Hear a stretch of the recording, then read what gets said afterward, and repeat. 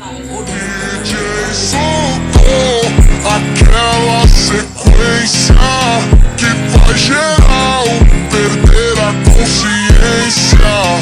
O grave desce, a mente dispara, a pista ferve, a noite é rara. Ela manda.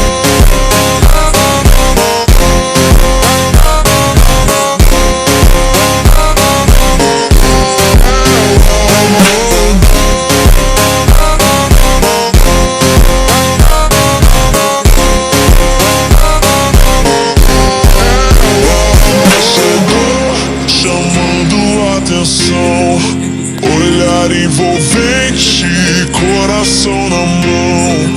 Todos param só pra ver brilhar. O passinho ela sabe. हमारा दोस्त जो पहले फौजी था। Richer कहता है जबान संभाल के। फिर रूसो कहता है कब तक तुम हकीकत से मुंह चुराओगे। सिर्फ तुम्हारे दोस्त को ही पता था कि मिलिट्री में किस तरह के हथियारों की जरूरत पड़ती है। हो सकता है कि ये मिसाइलें उसी ने अपने दिमाग से बनवाई हो। फिर फादर कैल्विन के लिए प्रार्थना करता है। फिर कैल्विन के सम्मान में हवाई फायर किए जाते हैं। तभी रीचर का ध्यान एक स्नाइपर पर जाता है और वो सबको नीचे झुकने के लिए कहता है। इतने में गोली चलती है और सीधा कैल्विन की फोटो में जाकर लगती है। फिर वहाँ लगातार फायरिंग होती है। सब लोग वहाँ से भागते हैं। वहाँ 2 या 2 से ज्यादा शूटर थे। फिर रीचर और उसकी टीम शूटर को पकड़ने के लिए जाती है और जवाबी कार्रवाई करती है। नियली एक शूटर को मार देती है। उसको देखकर दूसरा शूटर वहाँ से भागने लगता है। रीचर उसका पीछा करता है। वो शूटर कार में बैठकर वहाँ से निकल जाता है। तभी वहाँ रूसो अपनी कार लेकर आता है। वो रीचर को कार में बिठाकर उस कार का पीछा करने लगता है। वो काफी देर तक उसका पीछा करता है।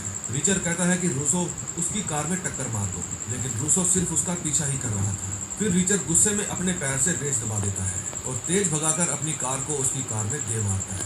उसकी कार का एक्सीडेंट हो जाता है। फिर वे उस शूटर को कार में से बाहर निकालते हैं। वो कहता है कि शूट मत करना, मैं सरेंडर कर रहा हूँ। रीचर रूसो को कहता है कि तुम अपना मुंह फेर लो, क्योंकि इसको गिरफ्तार किया तो ये वकील बुलाएगा। रूसो अपना मुंह फेर कर खड़ा हो जाता है। फिर रीचर उसका टेटवा दबा देता है और कहता है कि मरने से पहले कुछ बताना चाहो तो अपनी पलकें झपकाना। शूटर कुछ बताना चाहता था। शूटर बताता है कि हमें तुम चारों को मारने के लिए पैसे मिलने वाले थे। रीचर पूछता है तुम्हें वो पैसे कौन देने वाला था। फिर शूटर कहता है कि स्वान। फिर रीचर को यकीन हो जाता है। उसके बाद रीचर और नियली उस शूटर को उस जगह पर ले जाते हैं जहाँ से उसे पेमेंट मिलने वाली थी। रीचर कहता है कि अंदर जाओ, पैसे उठाओ और हमें बताओ अंदर कितने आदमी हैं और उनके पास कितनी गन्स हैं। फिर उसके बाद मैं तुम्हें छोड़ दूंगा। फिर रीचर उसके फोन में कॉल चालू कर देता है ताकि अंदर की बातें सुनती रहें और कहता है कि होशियारी की तो तुम भी मारे जाओगे। फिर वो आदमी उस बिल्डिंग के अंदर जाने लगता है। नियली पूछती है कि अगर